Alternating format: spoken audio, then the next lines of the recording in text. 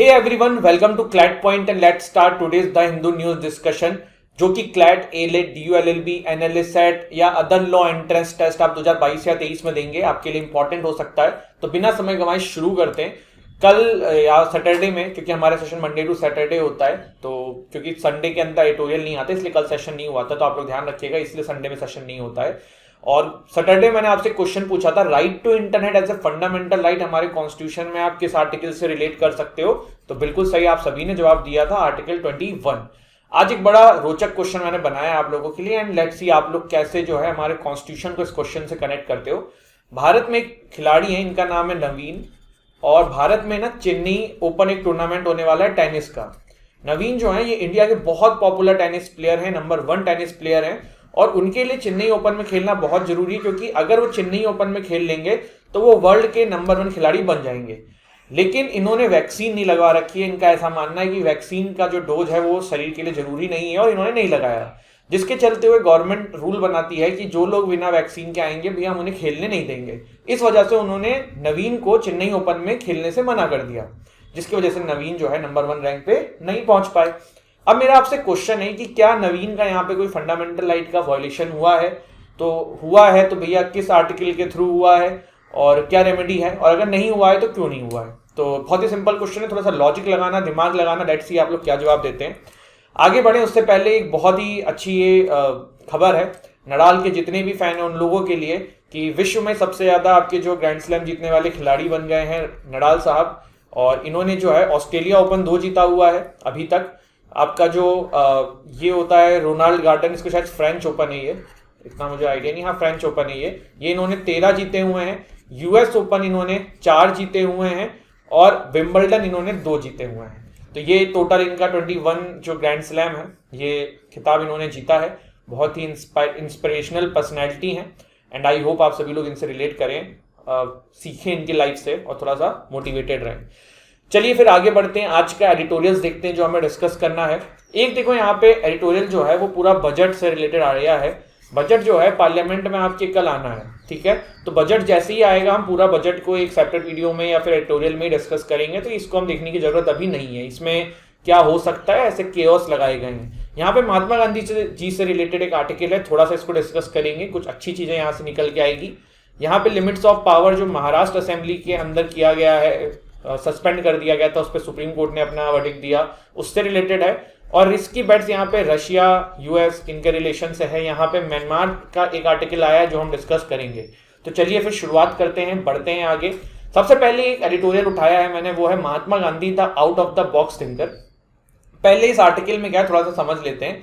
देखिए महात्मा गांधी जी के बारे में अगर मैं आपको बताऊं तो देखिए, he is a very one of the inspirational personality, father of nation की तरह इनको माना जाता है।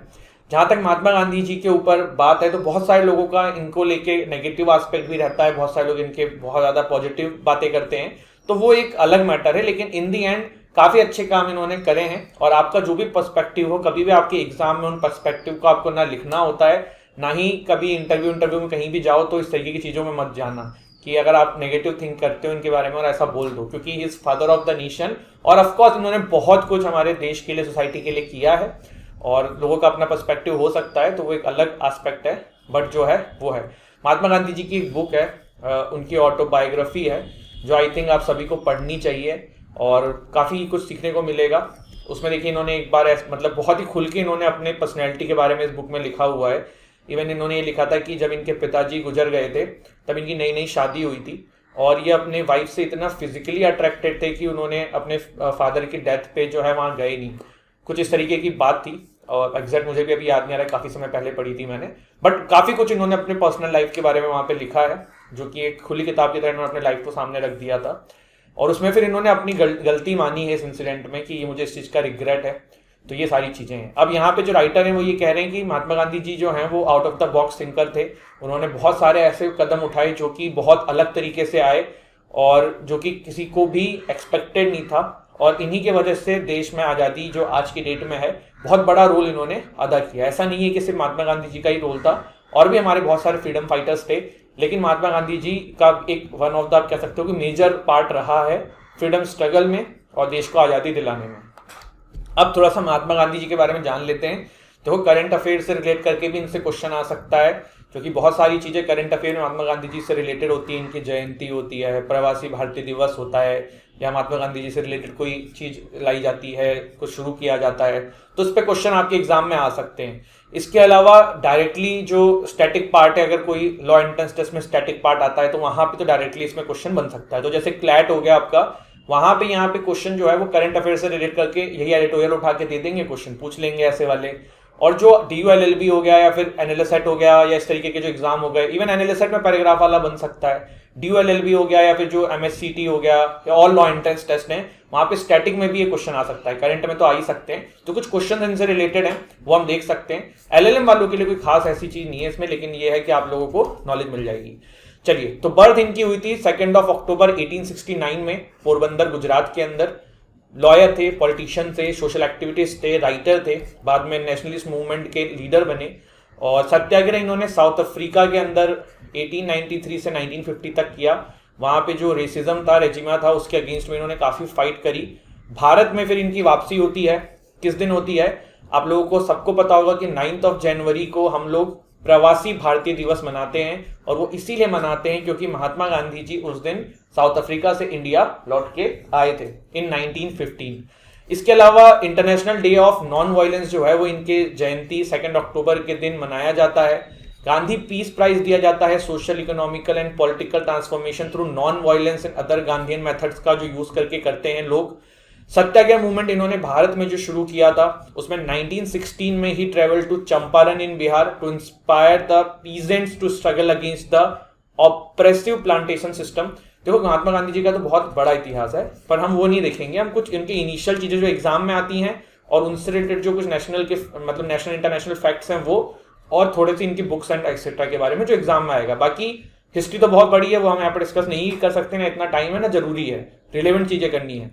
फिर इन्होंने देखिए 1917 में satyagraha to support the peasants of the Kheda district of Gujarat. ठीक है, प्लेग आ गया था, उसकी वजह से क्रॉप खराब हो गई, तब भी रेवेन्यू देना पड़ रहा था, इस तरीके की चीज थी वहां पे। 1918 में ये अहमदाबाद गए थे to organise satyagraha movement amongst cotton milk workers. 1919 के अंदर national wide satyagraha against the propose Rowlatt act. इसमें देखो क्रम भी याद रखना हो सकता है आपको, और कौन सा वाली जगह पे ये किस पर्पस के लिए गए थे ये भी ध्यान रखना हो सकता है। ये एग्जाम में इस तरीके से घुमा के क्वेश्चन पूछे जाते हैं। थोड़े से सोशल वर्क जान लेते हैं। तो देखिए 1932 में BR अम्बेडकर साहब और गांधी जी के बीच में पूना पैक्ट हुआ था। जल्दी से बता देता हूं पूना पैक्ट क्या था। देखिए, हम उस समय ना ब्रिटिशर्स ने हिंदू रिलीजन के अंदर ही फूट डालने के लिए क्या किया कि उन्होंने कहा कि जैसे आपने वो सुना था ना, सेपरेट इलेक्टोरेट, कि हिंदू वोट हिंदू को देंगे, मुस्लिम वोट मुस्लिम्स को देंगे। मॉडलेमेंटो रिफॉर्म्स में आ गया था ये 1919 के अंदर, नहीं पता है तो भी सुन लो बस। तो फिर उसके बाद इन्होंने क्या किया कि ब्रिटिशर्स ने दिमाग लगाया कि और इन लोगों को आपस में लड़ाओ, तो SC ST का ऐसा कर दिया कि भैया उनको सिर्फ उन्हीं के लोग इलेक्ट करेंगे और वही लोग वोट देंगे। तो गांधी जी को ये चीज समझ में आ गई थी कि ब्रिटिशर ऐसा क्यों कर रहे हैं, वो फूट डालना चाह रहे हैं। इसके अगेंस्ट में गांधी जी जो है वो उस व्रत पे चले गए थे। उन्होंने कहा था कि अगर ये चीज वापस नहीं होगी, ये वाला जो नियम वापस नहीं होगा, तो मैं कुछ खाऊंगा पीऊंगा नहीं। तो BR अम्बेडकर साहब जो हैं वो इस चीज के सपोर्ट में थे, SC ST रिजर्वेशन को इस तरीके से जो प्रपोजल ब्रिटिशर्स ने दिया था। फिर वो मिलने गए थे गांधी जी से जेल के अंदर, यरवदा जेल के अंदर। वहां पे गांधी जी एंड अम्बेडकर साहब के बीच में पैक्ट हुआ कि सेपरेट इलेक्टोरेट नहीं करते हैं, ऐसा नहीं करते हैं कि सिर्फ SC कैटेगरी को ST कैटेगरी वाला वोट दे, ST को ST कैटेगरी वाला दे। हम ऐसा करते हैं कि पूरे इंडिया में जगह रिजर्व कर देते हैं SC एंड ST कम्युनिटी के लिए। तो ये चीज जो है गांधी जी को बिल्कुल, गांधी जी का प्रपोजल था, BR अम्बेडकर साहब इस पे मान गए और इसी को ही पूना पैक्ट कहते हैं। तो ये चीज ध्यान रखिएगा। अपलिफ्टमेंट ऑफ अनटचेबल्स के लिए उन्होंने काफी सारा काम किया। इन्होंने एक न्यू नेम दिया, new name Harijan, meaning the children of God. उस समय देखिए इस टर्म को बहुत ही टैबू की तरह देखा जाता था, बट गांधी जी ने उसको एक मतलब अलग तरीके से वर्ड देके चीजें बेटर करने की कोशिश करी। ठीक है, symbol of self reliance, the spinning wheel. Hindu Muslim rewards में इन्होंने काफी बड़ा रोल अदा किया चीजों को कम करने के लिए। ही फाउंडेड द हिंदुस्तानी प्रचार सभा इन 1942 एट वर्धा, महाराष्ट्र। ठीक है, ये क्या थी Hindustani Prachar Sabha? The aim of the organisation was to promote Hindustani, a link language between Hindi and Urdu. Book written इन्होंने कौन कौन सी करी है? तो Hind Swaraj, experiment with truth, इनकी जो ऑटोबायोग्राफी है। बायोग्राफी ऑटोबायोग्राफी में अंतर जानते हो ना, बायोग्राफी मतलब कोई और आपकी कहानी लिख रहा है, ऑटोबायोग्राफी मतलब आपने सेल्फ लिखी है। He was shot dead by Nathuram Godse on 13 जनवरी 1948, जिसको हम लोग मार्टियर्स डे की तरह मार्क करते हैं। तो ये कुछ गांधी जी के बारे में चीजें थी। आई होप आपको चीजें जो है क्लियर हुई होंगी। अब क्या है, a year on from Myanmar एनस हॉरिबिलिटीज। तो ये देखिए क्या है, ये बेसिकली ये जो आर्टिकल आया है ना, ये टाइटल तो ये लोग कुछ भी दे देते हैं। इसमें इन्होंने बताया है कि कैसे 1 साल हो चुका है जब से वहां पे जनता कूप है, मिलिट्री कूप है, और उसके बाद क्या सिचुएशन है, अभी क्या चल रहा है, इस तरीके की चीजें यहाँ पे लिखी हुई हैं। अब थोड़ा सा पहले म्यांमार क्राइसिस के बारे में जानते हैं, म्यांमार कूप के बारे में जानते हैं। तो यहाँ पे आने से पहले ना मैं थोड़ा आपको पहले बेसिक हिस्ट्री देता हूँ म्यांमार के बारे में। जैसे देखो, भारत 1947 में आज़ाद हुआ था, आपका म्यांमार जो है वो 1948 में आज़ाद हुआ था। उसके बाद यहाँ पे डेमोक्रेसी स्टैब्लिश करने की कोशिश करी गई, लेकिन डेमोक्रेसी स्टैब्लिश नहीं हो पाई। क्यों नहीं हो पाई? क्योंकि 1951 के अंदर तक, इसके 1940 से 1951 के बीच में डेमोक्रेसी स्टैब्लिश करने की जो प्रोसेस थी ना, उसमें इनके अंदर में सिविल वॉर हो गया। अब ऐसा क्यों हुआ? जैसे कि बहुत सारे एथनिक ग्रुप हैं म्यांमार के अंदर, और सब अब पावर चाहते थे, सब अपना पकड़ चाहते थे, इस वजह से चीजें खराब हो गई। जब भी किसी कंट्री में इंटरनल इश्यूज आते हैं ना, सिविल वॉर होता है, तो सिर्फ और सिर्फ सबसे ज्यादा जो फायदा उठाती है ना, वो मिलिट्री उठाती है, और मिलिट्री ने वही किया। 1951 में यहाँ पे सत्ता पलट हो गई और मिलिट्री शासन में आ गई। 1951 से लेकर 1990 तक इवन इंडिया ने, जब इनका मिलिट्री शासन था, म्यांमार के साथ कोई खास रिलेशन नहीं रखा। हमने कहा तो भैया मिलिट्री कूप में हो, हम तुमसे कोई लेना देना नहीं है। पर 1990 के दशक के आसपास इंडिया को समझ में आया म्यांमार की इंपॉर्टेंस, जो मैं आपको आगे बताऊंगा कि इंडिया के लिए क्यों इतना इंपॉर्टेंट है। और 1990 से म्यांमार में भी आवाज उठने लगी फॉर डेमोक्रेसी। सुंगकुई जी जो हैं, ये काफी पॉपुलर फेस हैं, और इनके द्वारा ये एक मूवमेंट स्टार्ट किया डेमोक्रेसी को लेके, बहुत आवाज उठाई गई, और जिसके चलते हुए 2008 में फाइनली जो है यहाँ की मिलिट्री जो है वो घुटने टेकती है, और म्यांमार को अपना कॉन्स्टिट्यूशन मिलता है इन 2008। अब ये जो कॉन्स्टिट्यूशन आता है ना, इसमें मिलिट्री बड़ा दिमाग लगा देती है। दिमाग क्या लगाती है? वो 25% सीट ना रिजर्व करा देती है पार्लियामेंट के अंदर मिलिट्री वाले लोगों के लिए। पहली चीज ये, अभी भी इनको मतलब लड्डू पेड़े खाने थे। दूसरा, ये यहाँ पे क्या प्रपोजल ले आते हैं, क्योंकि देखिए जो सुंगकुई जी थी ना, इनके जो हस्बैंड हैं वो थे फॉरेनर। तो मिलिट्री कॉन्स्टिट्यूशन में ऐसा प्रोविजन डाल देती है कि अगर कोई बंदा जो या बंदी, उसका जो स्पाउस है वो फॉरेनर होगा, तो then he can not be the leader of our country. तो अब क्या हुआ, कॉन्स्टिट्यूशन आया, इलेक्शन भी हो सकते थे, लेकिन सुंगकुई जी जो हैं वो देश की हेड नहीं बन सकती थी due to this rule of ये कॉन्स्टिट्यूशन में रूल आया था। अब क्या हुआ, 2008 के बाद चीजें थोड़ी थोड़ी चलने की कोशिश हुई। देखिए अब थोड़ा सा टाइमलाइन पे आ जाते हैं। 2010 में 9 नवंबर military backed union solidarity and development party, जिसको यूएसडीपी बोलते हैं, उन्होंने इलेक्शन जीत लिया। एनएलडी जो है वो इलेक्शन को बाइकआउट किया था उन्होंने, और काफी धांधली हुई थी इस इलेक्शन के अंदर, जो बात थी साफ।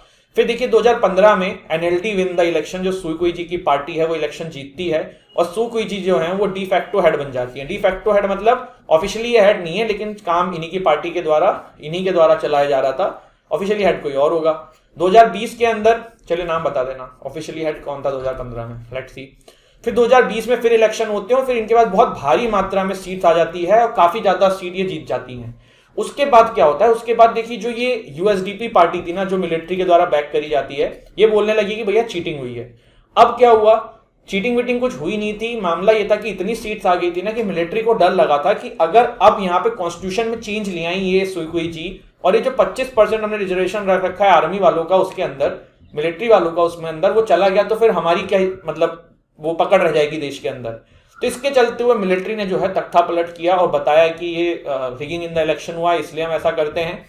और 1 फरवरी 10:30 में military declares state of emergency for a year, hands power to senior general Min Aung हियंग। ठीक है, तो ये पूरी कहानी थी म्यांमार कूप की, एंड आई होप आपको समझ में आया होगा। उसके बाद अभी तो न्यूज आती है कि वहाँ के जो लीडर्स हैं उनको हाउस अरेस्ट कर रखा है, बहुत सारे लोगों को पकड़ के रख रखा है, इस तरीके की चीजें हमको देखने को मिली। 13 नवंबर को देखिए 2010 में एक घटना करी थी इन्होंने कि सोंगकुई जी जो हैं इनको 7 इयर्स ऑफ हाउस अरेस्ट के बाद फ्री किया गया था। तो इस तरीके की बहुत सारी चीजें म्यांमार में होती रहती हैं, चलती रहती हैं। हाउस अरेस्ट का बेसिकली मतलब ये होता है, इस तरीके जेल वेल में नहीं डाला जाता है, आपके हाउस को चारों तरफ से मिलिट्री कवर कर लेती है और आप बाहर नहीं जा सकते, और जा सकते हैं तो बहुत स्पेशल केसेस में मिलिट्री के साथ जा सकते हैं। ये चीज हम लोग जम्मू कश्मीर में, हमने जब 370 वाला सीन हुआ था, तो काफी सारे जो वहाँ के प्रोमिनेंट लीडर्स थे उनको हाउस अरेस्ट किया गया था। तो ये था ये मामला। अब थोड़ा सा मैं आपको एस्पेक्ट बताना चाह रहा हूँ कि 1990 तक देखो भारत ने ना बेवकूफ़ी करी थी, म्यांमार से रिलेशन अपने अच्छे नहीं रखे थे। तो भैया वहाँ पे कूप है तो है, आपको तो काम करना है ना। तो अभी 1990 तक हमें हमारी गलती समझ में आई, और उसके बाद हमारे लिए म्यांमार के साथ रिलेशन हमने बिल्ड करने शुरू किए। म्यांमार आपके लिए इतना इंपॉर्टेंट क्यों है? देखो, जो नॉर्थ ईस्ट एरिया है ना, यहाँ पे हमारे यहाँ पे इंसर्जेंसी होती रहती है, नक्सलाइट, बहुत सारे लोग, इस तरीके की चीजें देखने को मिलती हैं। तो ये लोग क्या करते थे कि यहाँ पे वायलेंस करके इधर भाग जाते थे म्यांमार में। तो इसके लिए हमें म्यांमार की आर्मी की ना बहुत जरूरत है, हम उन पर बहुत ज्यादा डिपेंड हैं। इसीलिए भारत की जो अभी भी इसके ऊपर जो पूरा मामला है ना, उस पर कोई खास इस तरीके का हमने क्रिटिसाइज नहीं किया है मिलिट्री को। हमने बस यही कहा है कि आप थोड़ा सा चीजें बेटर करिए, डेमोक्रेसी को लाइए, इस तरीके की चीजें, और उनसे रिलेशन अपने मेंटेन रखे हुए, क्योंकि वहां की आर्मी का आपको सपोर्ट चाहिए।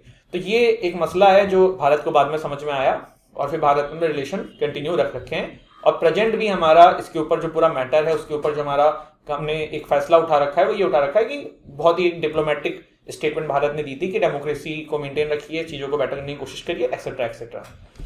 इसके बाद थोड़ा से कुछ क्विक फैक्ट्स जान लेते हैं म्यांमार के बारे में। बर्मा बोलते हैं इसे। आपने एक गाना सुना है ना, मेरे पिया गए रंगून, वहां से किया टेलीफोन। ये रंगून जो है ना, ये यही है बर्मा जेल में।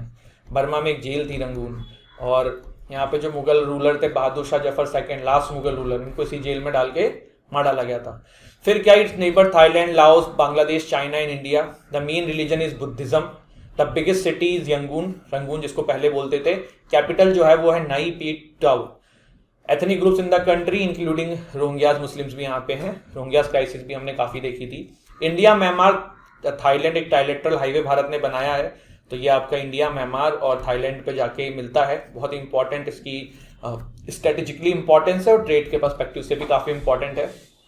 इसके अलावा Kaladan multi modal transport project भी हमने यहाँ पे बनाया है। Kaladan multi modal transport project, ये क्या है? देखो, ये ना बहुत ही लॉजिकली इसको समझने की कोशिश करना। देखो, भारत का ये जो पॉइंट है ना, इसको चिकन नेक पॉइंट बोलते हैं। क्या बोलते हैं गाइस? Chicken neck point. क्यों बोलते हैं? देखो, जब डोकलाम स्टैंड ऑफ हुआ था ना, तो चाइना ये कोशिश कर रहा था कि देखो, भारत का नॉर्थ ईस्ट एरिया जो है, उसे इतने पतले एरिया से आपस में पूरे इंडिया के इस बड़े पार्ट से वो कनेक्ट करता है। तो चाइना इसको चिकन नेक पॉइंट क्यों बोलता था, या इस तरीके की चीज इसको क्यों बोली जाती है कि जैसे मुर्गे का सर काट दो, उसका कनेक्शन खत्म हो जाएगा बॉडी से, उस तरीके से अगर ये वाले पोर्शन को भारत से रास्ता रोक दिया जाए, यहाँ पे चाइना की आर्मी ने कैप्चर कर लिया जाए, तो आप नॉर्थ ईस्ट एरिया को इंडिया के बचे हुए पोर्शन से अलग कर सकते हो। तो इसका भारत सॉल्यूशन निकाला है। देखिए, कि आपका Kaladan multi modal transport project करके, कि कल को अगर इस तरीके की सिचुएशन ना कभी होनी नहीं है, बट अगर हो भी गई, तो देखिए ये हमने नॉर्थ ईस्ट को कनेक्ट करने का तरीका बनाया है। एजवाल से लेके पलितवा, सितवे, और फिर यहाँ कोलकाता, यहाँ पे आप सी रूट अपनाएंगे, इधर लैंड रूट अपनाएंगे। तो ये है। तो ये सारी चीजें हैं, स्ट्रेटेजिकली ये सब चीजें होती रहती हैं, एंड आई होप आपको चीजें क्लियर हुई हूं। इसके बाद देखिए, अगला आर्टिकल जो है वो रिस्की बेट्स की बात करता है, रशिया यूक्रेन के मैटर की बात करता है। इतनी बार हमने आर्टिकल डिस्कस कर लिया है, पर यह आता है क्योंकि बहुत इंपॉर्टेंट है और आपके एग्जाम में आने की भी प्रोबेबिलिटी है। तो इसको थोड़ा सा जल्दी से रिवाइज कर लेते हैं। देखो, यूएसएसआर जो है, इसमें आपके 15 कंट्रीज थे, मैंने आपको बता रखी इन 15 कंट्रीज के नाम। और ये जब डिसइंटीग्रेट हुए, तब रशिया को बिल्कुल अच्छा नहीं लगा। ये डिसइंटीग्रेशन का यूएसएसआर का सबसे बड़ा कारण जो गाइस था ना, वो था रशिया के पास इकोनॉमिकली इतना स्ट्रांग नहीं था, और इस वजह से यूएसएसआर जो है डिसइंटीग्रेट हो गया। फिर देखो, देखने में क्या मिला कि 1990 तक तो जब भी ठीक चीजें ठीक थी, 2015 में आप देखोगे कि यूएसएसआर की जो सारी कंट्रीज थी ना, ये इधर वाली, ये अब नेटो की पार्ट हो गई हैं। अब नेटो क्या है? नेटो देखो बनाया ही गया था 1949 में अगेंस्ट द यूएसएसआर, कि भैया कल को जो सोवियत यूनियन है, इतना बड़ा कंट्रीज का ग्रुप है, किसी कंट्री पर अटैक कर देगा तो वो कंट्री तो दब जाएगी। इसलिए 1949 में यूएस के द्वारा ये बैक्ड एक ग्रुप बनाया गया जिसका नाम रखा NATO, North Atlantic Treaty Organization. NATO का मेन पर्पस था दुश्मन का नहीं, दोस्त का दुश्मन हमारा भी दुश्मन। तो इस तरीके के प्रिंसिपल से धीरे धीरे बढ़ा। नेटो के अंदर क्या हुआ कि बहुत सारे सारे कंट्रीज जोड़ लिए गए हैं। अब यूक्रेन को जोड़ने की बात चल रही, जो कि रशिया को पसंद नहीं आ रहा है। तो रशिया ने अपनी कुछ डिमांड रखी है। रशिया ने अपनी डिमांड क्या रखी है कि भैया पहले तो आप यूक्रेन को ना जोड़ो, उसके बाद इन्होंने ये भी जोड़ी है कि 1998 के बाद जितने भी कंट्रीज आपने नेटो में जोड़े हैं उनको हलक करो। तो ये सारी डिमांड है रशिया की। अब ऐसे रशिया क्यों कह रहा है? क्योंकि देखिए, यूक्रेन अगर कल को नेटो का पार्ट हो जाएगा तो रशिया का तो पड़ोसी है, तो वॉर में बड़ी दिक्कत हो जाएगी। दूसरा क्या है, यहाँ पे ना देखो, रशिया का एक पोर्ट है इस एरिया में जो जमता नहीं है बर्फ से, बाकी पोर्ट इनके जम जाते हैं। तो रशिया जो है भैया यहाँ कब चीजों को सेफ चाहता है, इसलिए उसने क्रीमिया को भी एनेक्स किया हुआ था। तो रशिया इसीलिए चाहता है कि यूक्रेन जो है ना, ये नेटो के कब्जे में ना आए, वरना कल को तो बिल्कुल पड़ोसी हैं, कुछ भी कर सकते हैं। तो इस तरीके की चीजें हैं जो आपको समझ में आई होंगी।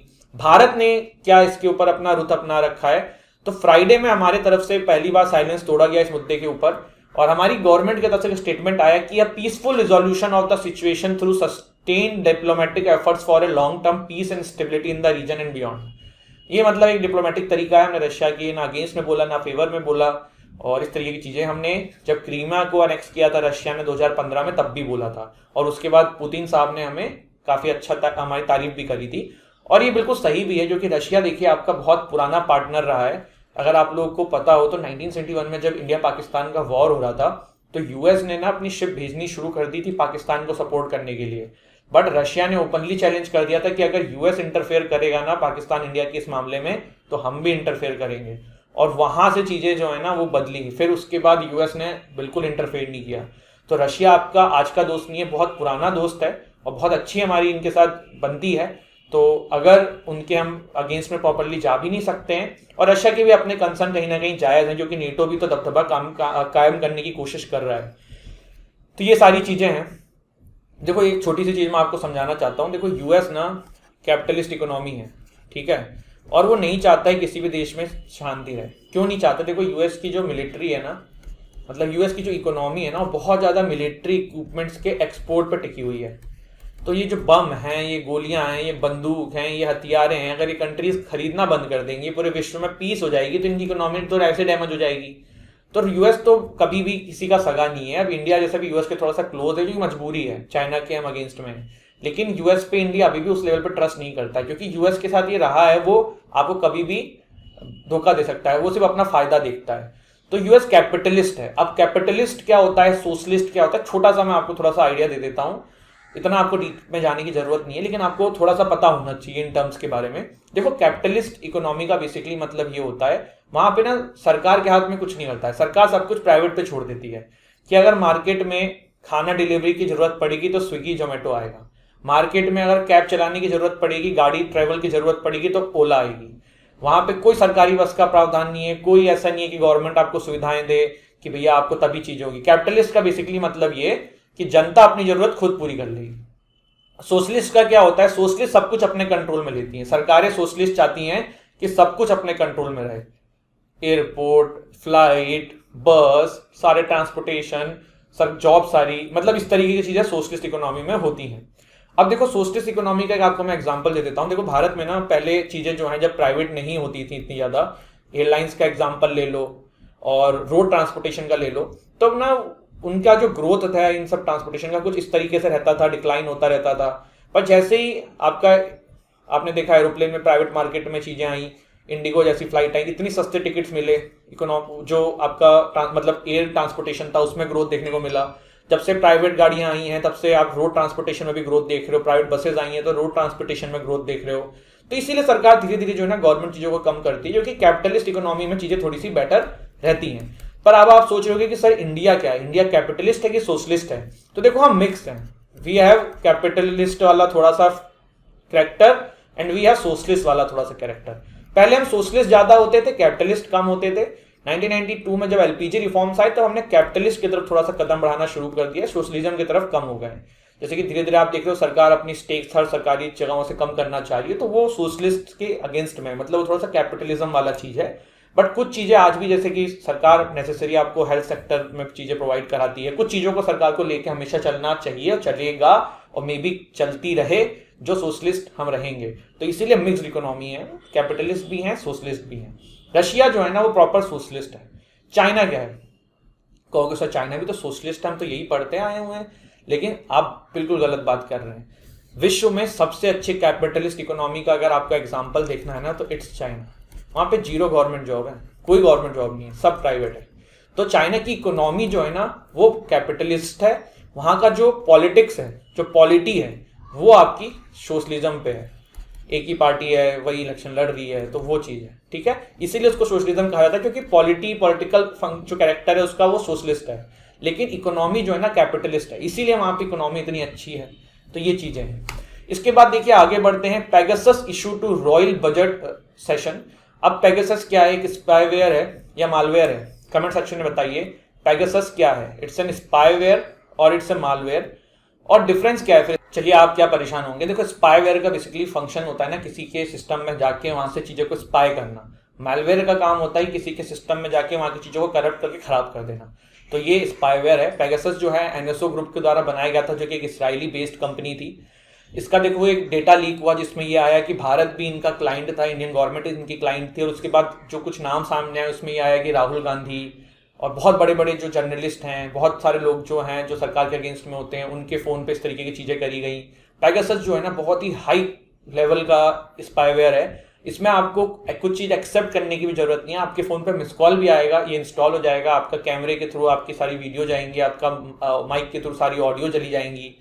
तो ये सारी चीज़ें यहाँ पे थी। तो उसी को बजट सेशन में कहा जा रहा है कि बजट सेशन है, कल से स्टार्ट हो रहा है, कल बजट आने की संभावना है। और पेगासस जो है वो मुद्दा बना रहेगा, जो अपोजिशन है उसके बारे में बात करेगी। तो यही यहाँ पे हमने देखने को मिला। फिर है 5 militants killed in 2 Kashmir encounters. 5 militants की मृत्यु हो गई है 2 कश्मीर इनकाउंटर में।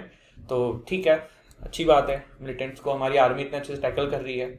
इसके बाद है holding hostage to earn quick money. तो ये अभी कुछ आंकड़े हैं कि भारत में धीरे धीरे 2015 के बाद जो है वो हॉस्टेजेस वाला जो इंसिडेंट्स थे कम हो रहे थे, बट 2020 में फिर थोड़े से बढ़ गए। तो यही चीज़ यहाँ पे लिखी हुई है, थोड़ा सा आर्टिकल है, इसको पढ़ लेना। पीडीएफ में देखो, जो हिंदू है ना उसका ये जितने आर्टिकल्स मैं यहाँ पे कवर कराता हूँ ना उसको रीड कर लिया करो। पीडीएफ में शाम तक डाल देता हूँ, तो it will be very beneficial for all of you अगर आप ये एक बार इनको रीड कर लेंगे। और बाकी एक्सप्लेन समझाता हूँ मैं। आगे बढ़े ना, तो आज एक मेरे को मैसेज आया था एक स्टूडेंट का, और बहुत ही उसने एक फैक्चुअल बात कही थी। जो होता है, लोग आपसे कहते हैं कि आप नहीं कर सकते हो, आपकी कैपेबिलिटीज़ पे डाउट करते हैं और कहते हैं कि आपसे ये चीज़ नहीं हो पाएगी। इवन परिवार वाले कहते हैं, आपके फ्रेंड्स आपसे कहते हैं। तो इन सभी के लिए एक जवाब है मेरा, इवन मेरे से बहुत लोगों ने कहा है, तो ये आप लोग भी अपने दिमाग में रख सकते हैं। एक अखबार हूं, औकात ही क्या है मेरी। एक अखबार हूं, औकात ही क्या है मेरी, पर आग लगाने के लिए काफी। लाइफ में इस चीज को समझ लो, जितना जवाब आपको लोगों को देना है ना, काम करके दो, मुंह से ना दो। मेहनत करोगे, हार्डवर्क करोगे, स्मार्ट वर्क करोगे, लाइफ में सक्सेस प्राप्त करोगे, वही लोग आके सबसे पहले आपकी तारीफ करेंगे। तो don't let it affect you, just do your work. पढ़ाई करो, मेहनत करो। आगे बढ़ते हैं। Ticket calls for observing betrayal day today. देखिए एमएसपी को लेके कोई कानून बनाने की बात हुई थी, बट कुछ हो नहीं रहा है, तो इसके चलते हुए 31 जनवरी को बिट्रेयल डे की तरह बनाने की बात करी है टिकेट जी ने। 75% of survey responded oppose silver line project. तो ये कह रहे हैं कि सिल्वर लाइन प्रोजेक्ट को 75% लोग चाह रहे हैं कि ना ही बने। अब सिल्वर लाइन प्रोजेक्ट पे हम जाएंगे, क्या है क्या नहीं है, थोड़ा सा उससे पहले जान लो कि अगर आप क्लैट की तैयारी कर रहे हो तो आप क्लैट का हमारा 2022 के लिए क्रैश कोर्स चल रहा है, आप इसमें इनरोल कर सकते हैं। और 2023 के लिए ईयर लॉन्ग बैच चल रहा है, और इस कॉस्ट पे आपको कहीं ये कोर्स नहीं मिलेगा, बहुत ही अच्छी फैकल्टीज के द्वारा। एलेट का मॉक टेस्ट है, क्लैट का मॉक टेस्ट आप चाहें तो परचेस कर सकते हैं। एनालिसेट की जो तैयारी कर रहे हैं, 2023 के लिए भी कोर्स लॉन्च हो चुका है, 2022 का तो चल ही रहा है। आप मॉक टेस्ट हमारे एनालिस्ट के ले सकते हैं, यहाँ पे डेली आंसर राइटिंग की प्रैक्टिस भी कराई जाएगी। एलएलएम के लिए 2023 का हमारा बैच चल रहा है, 2022 का क्रैश कोर्स चल रहा है, 2022 के लिए मॉक टेस्ट भी है। प्लस DULLB के जो स्टूडेंट हैं, इसकी प्राइस देखिए घट के 5,999 हो चुकी है, तो आप चाहें तो इसमें इनरोल कर सकते हैं। DULLB का एक कोर्स चल रहा है, DULLB के मॉक्स आप हमसे ले सकते हैं। और इन सभी कोर्स को लेने का जो आपको सबसे बेस्ट फायदा जो है ना, वो ये मिलेगा कि हमारे यहाँ पे ना आपको पर्सनलाइज मेंटरशिप मिलती है। हर स्टूडेंट को एक टीचर अपॉइंट होता है जो आपके साथ 24/7 आपके फोन में कनेक्ट रहता है। आपको कोई भी डाउट होगा, कोई भी समस्या होगा, वो पूरे टाइम आपके साथ रहेगा for training, motivation, advice, success, direction, coaching, support, goal, सब कुछ आपकी वो डिसाइड करेगा। शेड्यूल में आपको हेल्प चाहिए, आपको परेशान है, कोई प्रॉब्लम है, तो इस तरीके का ये जो सिस्टम हमने क्रिएट किया है आप लोगों के लिए, क्लासेस के अलावा ये चीजें भी आपको यहाँ पे मिलेगी। आप इसमें से किसी भी कोर्स में अपने आप को एनरोल करेंगे तो। आगे बढ़ते हैं, आ जाते हैं सिल्वर लाइन प्रोजेक्ट के बारे में। तो कासरगोड से तिरुवनंतपुरम तक ये प्रोजेक्ट बनाया जा रहा है। 529 किलोमीटर कह रहे हैं इसमें कवर होगा, 10 स्टेशन के आसपास से निकलेगा। मैक्सिमम स्पीड जो है 200 किलोमीटर पर आवर है। थोड़ा सा और जान लो, टाइम जो बताया जा रहा है 5 साल में कंप्लीट होगी। टोटल कॉस्ट जो बोल रहे हैं इसमें वो 55,053.83 करोड़ के आसपास लगेगा। टोटल कंप्लीशन कॉस्ट जो है वो बोला जा रहा है 63,940 करोड़। और European train control system level 2 के थ्रू ये बनाया जाएगा। ये सारी चीजें हैं। 11 स्टेशन भी कहीं लिखा है, कहीं 10 भी लिखा है, पर 10-11 ही है। दोनों जगहों पे अलग अलग चीजें अभी, मतलब बहुत जगहों पे अलग अलग मिल रहा है, पर आप इसका 10 मान सकते हो मोटा मोटा, ठीक है। इसके लिए देखो 2 कमेटी भी बनाई गई थी कि भैया इतना बड़ा जो ये पूरा पेड़ पौधे काटोगे, ये करना चाहिए नहीं करना चाहिए। तो गडगिल कमेटी बनी थी, कस्तूररंगन कमेटी बनी थी, दोनों ने अपनी अपनी चीजें बोली थी। हमने पास्ट में ये कवर कर रखा है, तो बस ये कमिटीज के नाम ध्यान रखना, किस चीज के लिए बनी थी वो ध्यान रखना, ठीक है। और इको सेंसिटिव जोन बनाने की बात हो रही है, जैसे ये लोग अपोज कर रहे हो, क्या कह रहे हैं कि भैया इस पूरे जगह को इको सेंसिटिव जोन बना दो। इको सेंसिटिव जोन क्या होता है, फिर वहाँ पे कंस्ट्रक्शन नहीं हो सकता, डेवलपमेंट नहीं हो सकता, वहाँ पे आप पेड़ पौधे नहीं काट सकते हो, और एक जगह से उसकी जो रेंज है वो 10 किलोमीटर तक का एरिया कवर हो सकता है। तो मतलब अगर ये पूरी लाइन को अगर आप सोच लो कि इको सेंसिटिव जोन बना दिया, तो इसके अगल बगल के 10-10 किलोमीटर तक के पूरे एरिया कवर हो जाएंगे। तो इसीलिए जहाँ पे बहुत ज़्यादा इको सेंसिटिव जोन होते हैं ना, वहाँ पे डेवलपमेंट थोड़ा सा कम हो पाता है, क्योंकि वहाँ पे आप फिर कुछ कर ही नहीं सकते हो। तो ये दोनों इस पे अलग अलग लोगों के एस्पेक्ट हैं, कुछ कहते हैं कर दो, कुछ कहते हैं नहीं करो। अब इजराइल के पीएम जो हैं नफ्तली बेन्नेट, इन्होंने कहा है कि भारत के साथ हमारी गहरी दोस्ती है। इंडिया इजराइल के रिलेशन अपने आपस में बहुत अच्छे हैं। और पहले देखिए कुछ भारत के लीडर्स जो हैं वो इजराइल के साथ रिलेशन तो अच्छे होते थे, लेकिन ओपनली नहीं आते थे, क्योंकि इजराइल को भारतीय मुस्लिम्स जो हैं वो काफ़ी अपोज करते हैं ड्यू टू इनका इंटरनल इश्यूज जो है पैलेस्टीन एंड एक्सेट्रा वाला। बट अभी जो हमारी प्रेजेंट गवर्नमेंट है उन्होंने ओपनली इजराइल के साथ रिलेशन बिल्ड किए हैं, तो ये एक अलग चीज़ अभी देखने को मिली है।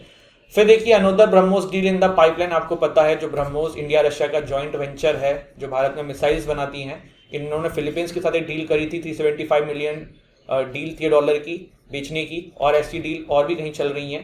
तो ये बात है, तो ब्रह्मोस का नाम हो रहा है, भारत में एक्सपोर्ट बढ़ रहा है हमारे मिलिट्री इक्विपमेंट्स का। फिर क्या है, strong winds disrupt Netaji hologram जो कि दिल्ली में स्टैब्लिश किया गया था। North Korea test fire most powerful missile since 2017। तो नॉर्थ कोरिया ने संडे में अपनी मोस्ट पावरफुल मिसाइल जो है 2017 से लेकर अब तक वो लॉन्च करी है, और ये एक बड़ी विश्व के लिए थ्रेटनिंग बात है। लगातार ये हर हफ्ते हफ्ते करे जा रहे हैं।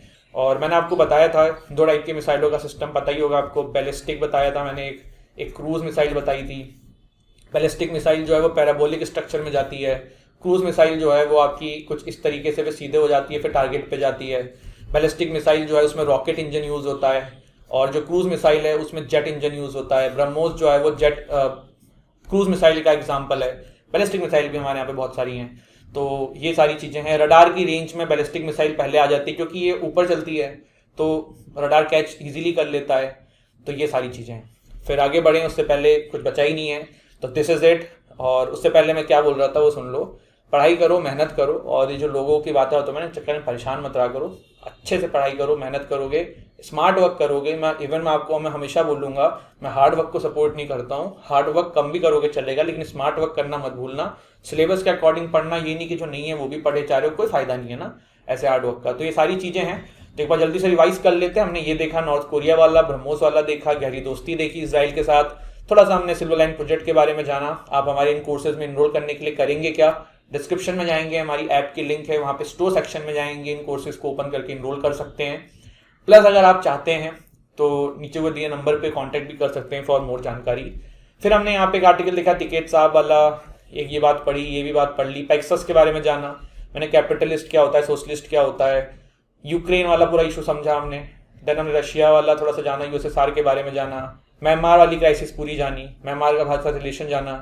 देन हमने थोड़ा सा गांधी जी के बारे में जाना था। तो दिस इज इट गाइज, आज का हमारा सेशन यहीं पे समाप्त होता है। And thank you so much. आप लोग हमारे टेलीग्राम चैनल से जुड़ जाइएगा for the PDF, and daily वहाँ पे क्विज कॉम्पिटिशन्स होते हैं, तो उसमें पार्टिसिपेट करने के लिए, ठीक है।